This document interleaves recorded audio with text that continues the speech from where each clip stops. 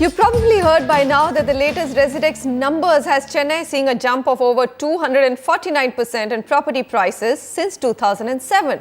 This while prices in other southern markets like Hyderabad and Bangalore, according to Residex at least, have seen little or no appreciation.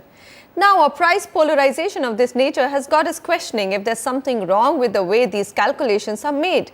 Is there a long pending overhaul in methodology that the Residex must employ in rating our property markets? Here's Jude Sannith trying to get to the bottom of it all.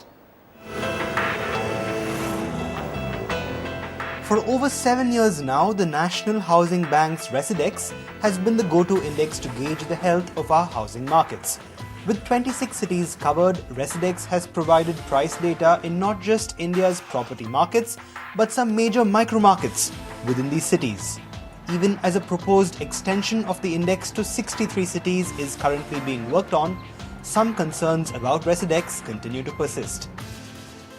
Some critics of the Residex say that the rating index is far from accurate simply because it does not include emerging real estate corridors.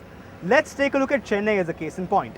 Chennai's Residex graph is divided into 10 zones, each of which comprises of localities like Adyar, Nungambakkam and Ananagar, localities that are by no means considered emerging real estate corridors. And it's common knowledge by now that no estimate of real estate can be complete without including growth corridors and suburbs, those micro markets which play host to a bulk of present-day residential development. Developers agree that the absence of emerging micro-markets on the Residex chart is reason enough to look at alternatives for accurate on-ground pricing. If you look at Chennai market, the last point they have taken is only Thiruvanmiyur and Krompet. But if you look at the entire supply side as of now, 70-80% is beyond that market only. There is no mention about OMR. There is nothing about Tambram, there is nothing about Pallikaranai or Medavakkam. Surely enough, localities like Sholinganallur and Porur in Chennai, with nearly 14 million square feet under development, are missing on the Residex map.